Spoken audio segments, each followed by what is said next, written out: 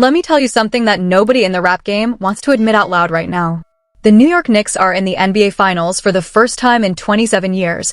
The most legendary arena on the planet is about to erupt on a Monday night, and one of Brooklyn's most vocal self-proclaimed kings, a man who has loudly told the internet he is a god in Africa and Russia when it comes to rap, is sitting somewhere desperately hoping his boxing champion girlfriend can work her magic and get him through the door. That is the situation. That is where we are right now. A man who has compared himself to a deity, who has preached from the mountaintop about how legendary he is, how connected he is, how untouchable his status is, that same man is on social media, cap in hand, eyes watery, making rap videos directed at Claressa Shields begging for a ticket. Not asking. Begging. And the lowest seat in that building on Monday night is going to run you somewhere between $4,000 and $10,000 minimum, depending on which resale platform you're crying on. Think about what I just said. Claressa Shields, the undisputed boxing world champion, the greatest woman of all time in her sport, a woman sitting on a multi-million-dollar fight contract, is in this man's corner. And he still might be watching from his couch. That tells you everything you need to know about where Papoose actually sits in the celebrity hierarchy of New York City right now. Not where he thinks he sits. Where he actually sits. Drop your thoughts in the comments, hit like, and subscribe. Let's get into it. Now let me orient everybody who needs the full picture, because this story has layers that the surface-level laugh cannot contain. We are in the middle of something genuinely historic. The New York Knicks, who have not played in an NBA Finals since 1999, when they lost to these exact same San Antonio Spurs in 5 games, have just won Games 1 and 2 of the 2026 NBA Finals on the road in San Antonio. They came back to New York City with a 2-0 series lead, a 13-game winning streak, and a fanbase that has been waiting nearly 3 decades for a moment like this. The energy in New York right now is not describable. This is bigger than basketball. This is generational therapy for an entire city that watched Patrick Ewing come close, watched Reggie Miller break hearts, watched the Jordan years dismantle them repeatedly, and has been surviving on playoff runs and conference semifinal exits for the better part of 30 years. So when Game 3 lands at Madison Square Garden on a Monday night, it is not just a basketball game. It is a coronation. It is a pilgrimage. And that is exactly why a single nosebleed ticket to be in that building costs more than $4,000 minimum, with courtside seats reportedly clearing $100,000 on certain platforms, and the average resale price sitting north of $7,000 per seat.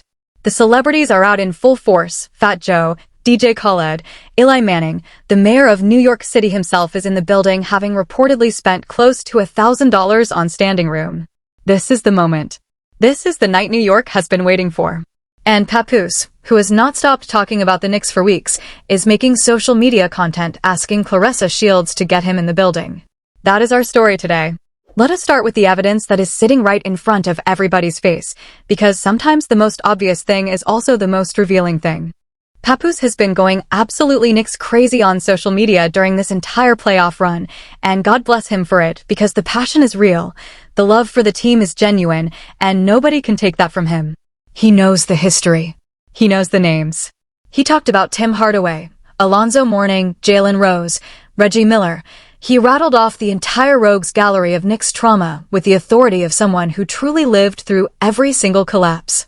He even showed restraint by not naming Michael Jordan directly, referring to him as the bald-headed guy from Chicago, as if speaking the name out loud might summon the ghost of 6 championships past. That part was actually solid. That part connected. The pain was real. The man loves his Knicks, and you cannot manufacture that kind of anguish. Does everybody understand what I am saying? The passion is not the problem. The passion was never the problem. The problem is what the passion revealed. He also made the point, loudly and repeatedly, about generational Knicks fandom, that you cannot just show up in 2026 and claim to be a real one, that you had to have survived the dark years to deserve the joy of the light. He talked about people in his comments telling him to calm down, and he responded by asking them how old they were, and when one person said 38, he told them they were too young, that they smelled like Similac, and that they did not understand what real Knicks suffering looked like. And again, all of that is valid content. All of that is the authentic voice of a diehard fan who has been carrying this weight since the Ewing era. Nobody is taking that away from Papoose. What I am saying is that the authenticity of his fandom makes the situation around the ticket even more layered, because it reveals a man who has wanted this moment his entire life and who, when the moment actually arrived, was not in a position to simply walk into the building on his own terms. That is the tension at the center of this entire story. He even made a freestyle on social media wishing he could be courtside, literally singing about wanting a ticket, wishing for a seat at the game, directing his energy at Claressa in a way that was equal parts endearing and mortifying. And look, I understand the temptation to romanticize it. You could squint and say it was cute. But the entertainment industry does not reward squinting. It rewards clarity. And the clarity of what that content communicated, intentionally or not, was that Papoose needed someone else's access to get into the room. That is the takeaway. That is what the internet saw. Because here is where the social media content takes a turn that you can't come back from. In a video that has been making the rounds, Papoose opened with what I can only describe as the most pre-planned, spontaneous moment in the history of social media. He started by saying he had the craziest dream, that the Knicks went to the championship. And then, after a pause that lasted long enough to question every decision he has ever made aesthetically, he screamed that it wasn't a dream. He really did this. He planned it out, he thought it through, he chose to record it, he chose to post it, and at no point in that entire production process did anyone in his circle pull him aside and say, "Bro, maybe not." That is what I want everybody to understand before we go any further. This was not an accident. This was a content decision. And the content decision was to do something so corny that even the people who love him most could not keep a straight face watching it. And then, and this is the part that the internet will not let go of, he started essentially directing his Knicks energy at Claressa Shields with the message that if she really loves him, she will make some calls and get him into Game 3. He talked about needing to see the legends in the building: Patrick Ewing, Chris Childs, Charlie Ward, Jeff Van Gundy, which, yes, those people will absolutely be in the building. That part is accurate. The question is whether Papoose will be in the building with them. And oh, do I have more for you? Because the stands are really not ready for what I am about to get into. The way I see it, what happened with those social media posts is not just funny, it is a celebrity status audit in real time, and the audit is not coming back clean. Let me bring in some perspective from the people who actually were confirmed at Game 3, because the contrast is something that needs to be felt, not just described. The Sports Illustrated report on every celebrity spotted at Game 3 at Madison Square Garden reads like a who's who list that does not include Papoose anywhere on it. Fat Joe, who is explicitly described as a Bronx native and one of the Knicks' biggest fans, was courtside. DJ Khaled was there. The mayor of New York spent his own money on standing room tickets because he wanted to be in that arena for his city. Now think about what Papoose told the internet his credentials are. He said he is like a god in Africa and Russia when it comes to rap. He said he is the president of Win Records, the #1 artist on Win Records, and the head executive of his own operation. He reminded everyone that he is still technically married to Remy Ma, which gives him one connection to a genuinely established name in New York hip-hop. And then on top of all of that, he is dating, and has been publicly, loudly dating, Claressa Shields, the undisputed boxing world champion, 2-time Olympic gold medalist, a woman who reportedly signed an $8 million multi-fight deal in November of 2025, and whose net worth estimates run anywhere from $1 million to $10 million, depending on the source. That is the greatest female boxer alive. That is his girlfriend. And people are questioning whether he can get in the building. Can we stop and think about what that actually means for a second? What it means is that the people closest to Papoose, the people who actually move in celebrity circles and have the kind of access that gets you through the door at an NBA Finals game at Madison Square Garden, have apparently not yet produced him a ticket. Now I want to be very clear, I do not know for a fact what happened on Game 3 night. Maybe he was there. Maybe he got in through a connection we do not know about. That is possible.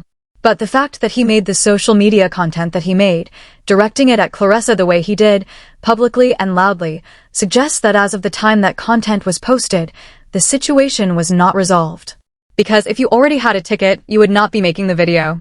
You would be making the "I'm going to the game" video, not the "Claressa please see this" video. There is a difference between celebrating and campaigning. Now I want everybody to stay with me here, because this is the part of the conversation that goes deeper than just laughing at a social media post. What I think is happening here is actually a window into something that the rap industry has never wanted to honestly address, and it is this. There is a tier system in celebrity that money talks and everything else walks. And that tier system has very little to do with lyrical ability. Papoose is genuinely one of the most technically skilled rappers New York City has ever produced. Alphabetical Slaughter is a real accomplishment. His mixtape run in the early 2000s was legitimate. The man can rap. Nobody who knows hip-hop is disputing the craft. But craft, it turns out, does not get you courtside at the NBA Finals. Connections get you courtside. Revenue gets you courtside. Streaming numbers get you courtside. And here is where the business reality of Papoose's career intersects with this moment in a way that the internet is accidentally exposing. According to Celebrity Net Worth and multiple financial publications, Papoose's estimated net worth as of 2026 sits at approximately $500,000. Some outlets are more generous and put it at $4 million, but the more reliable sources tend to cluster around that lower number. Compare that to Claressa Shields, who reportedly earns between $500,000 and $1.5 million per fight, has an estimated net worth ranging from $1 million on the conservative side to $10 million on the higher side, depending on the source. And just signed what was described as a historic $8 million multi-fight deal in 2025. The woman he is asking for a ticket earns more in one fight than most estimates of his entire net worth. Does everybody understand how this actually reads from the outside? And I know some of Papoose's fans are going to say that net worth is not the measure of a man, and they are not wrong, but net worth is very much the measure of what kind of seats you can afford at the most expensive NBA Finals game in history. The cheapest seats at Game 3 were clearing $4,000 minimum. The average resale price was reportedly over $7,000. Courtside was anywhere from $78,000 to over $100,000, depending on the seat. Josh Hart, who actually plays for the Knicks, went on record expressing frustration that regular fans who have been waiting decades for this moment were being priced out of the building. That is how expensive it was. A Knicks player was uncomfortable with the prices. And Papoose, who has described himself as a god in the rap game, was apparently in a situation where the ticket price was a factor. Think about what is being shown to you versus what has been told to you about this man's status. Now let me pivot here because there is an industry layer to this that is genuinely interesting and that goes beyond the laughs. When Papoose first broke out, he was considered one of the most promising rappers in New York City, full stop. In 2006, following the viral impact of Alphabetical Slaughter, he reportedly signed a $1.5 million deal in partnership with Jive Records. That was real money. That was major label money. That was the kind of deal that suggested a career trajectory pointing toward genuine star power. And then it did not happen. His debut album was shelved by Jive, a pattern that has destroyed more careers than bad music ever has. He eventually went independent, released mixtapes, built a loyal underground following, and found a second life through reality television via Love and Hip Hop New York, where his relationship with Remy became a central storyline. But what reality television gives you and what a successful music career gives you are two different things when it comes to actual industry leverage. Reality TV gives you visibility. A successful music career gives you catalog, publishing rights, streaming royalties, and the kind of financial infrastructure that accumulates over time. What I think is happening here is that Papoose, through no fault of his passion or his talent, ended up in a bracket of celebrity that the industry created, but rarely acknowledges honestly, visible enough to be recognized on the street in New York, connected enough to move in certain rooms, but not at the level where tickets to the most expensive sporting event in city history are being dropped in your lap without you having to make a call. And here is the major truth bomb reveal that I need everybody to sit with. The people who were confirmed to be at Game 3 of the 2026 NBA Finals at Madison Square Garden, Fat Joe, DJ Khaled, the mayor. These are people whose celebrity status is denominated in a currency that the music industry and the sports world both accept without question. Fat Joe has had multiple genuine radio hits across multiple decades, runs his Terror Squad brand, has real estate holdings, and has cultivated relationships with people at every level of New York entertainment for 30 years. DJ Khaled has turned producing Anthem Records and Instagram presence into what is reportedly a net worth around $75 million. These are not people who need to ask anyone for a ticket. And the gap between where Papoose is and where those people are is not a gap in talent. It is a gap in the commercial infrastructure that the music industry rewards, and it is a gap that the relationship with Claressa Shields, as real and as genuine as that relationship appears to be, cannot bridge in the way that social media commentary sometimes implies it should. Claressa is a champion. Claressa is a multi-million-dollar earner. But Claressa is a boxer, not a music industry power broker, and the currency of celebrity moves differently depending on what world you are in. What I want everybody to understand is that putting your girlfriend's celebrity on your back and wearing it as your own access pass is not a strategy, it is an exposure risk. Because the moment you publicly tell the internet, I need her to get me in, you have just told the internet exactly where you stand on your own. And what makes this even more layered, and this is the part that genuinely deserves some thought and not just laughter, is that Papoose's relationship with Claressa Shields has been one of the more genuinely discussed celebrity situations in hip-hop over the last year and a half. Claressa has been extraordinarily public and extraordinarily devoted in a way that has impressed some people and raised eyebrows among others. She has described herself as submissive to him. She has said on social media that her man deserves everything. She planned publicly, on the Pivot podcast and other platforms, to have a baby with him in 2026. She posted anniversary tributes calling him her rock.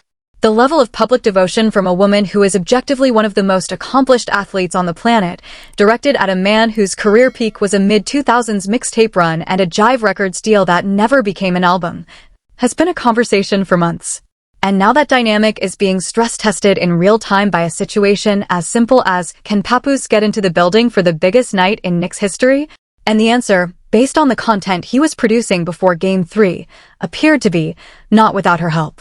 If you have made it to this point in the video, you are amazing, and I need you to understand why that matters beyond the joke. Because here is the thing about the hero and the villain in this particular story that I think gets lost in the noise. Claressa Shields, who some people have tried to paint as naive or foolish for her devotion to Papoose, is actually the one who comes out of this moment looking the most like herself in the best way possible. She is a woman who built a championship from nothing. She grew up in Flint, Michigan, which is one of the most economically devastated cities in America. She won 2 Olympic gold medals as a teenager and a young adult. She became the undisputed champion across multiple weight classes. She negotiated a historic contract and is currently preparing to defend her titles this summer. And through all of that, she has been unflinching about who she loves and what she wants in her personal life. Whether or not she gets her man into Game 3, and whether or not her man deserves the attention her platform gives him, is almost secondary to the fact that Claressa Shields moves through the world on her own terms with a kind of undefeated energy that is actually admirable. She is the one with the connections. She is the one with the earning power. She is the one whose name was being invoked as the potential solution to a ticket problem. That is the GWAT operating exactly as advertised, as the most powerful person in her immediate orbit.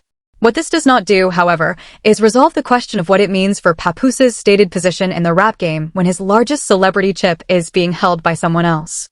The Knicks are up 2-0 in the finals. History is firmly on their side. New York City has not had a championship in professional basketball in over 50 years and is vibrating at a frequency that only genuine sports destiny produces. And somewhere in all of that, Papoose is either in the building or he is not, and either answer tells you exactly what his status in the city actually is at this particular moment in 2026. I said it before in a previous video when I talked about celebrity hierarchy and how New York hip-hop veterans navigate the modern celebrity landscape. There is a difference between being loved and being leveraged. Being loved means the culture respects what you did and keeps your name alive. Being leveraged means the infrastructure of your current situation can convert that love into access, into rooms, into floors at Madison Square Garden on the biggest night of the decade. Papoose has the first one. The second one is what was being publicly audited on those social media posts. This is only the beginning of this conversation, and let me tell you why. The Knicks are up 2-0 over the Spurs. If they close this series out and every piece of momentum suggests they have a real shot, New York City is going to have a championship parade that will be the most documented, most attended, most celebrity-packed event in the city since at least the late 1990s. Every rapper who claims New York will be expected to show up. Every person who has spent years telling the internet how connected they are, how important they are, how central they are to the culture of this city, is going to have their claims tested by one very simple and very brutal question. Are you in the room? Will you be on the float? Do you have the access? And right now, based on everything the internet has seen this week, we have a living, breathing case study in what happens when the claim status does not match the actual access. Watch this space.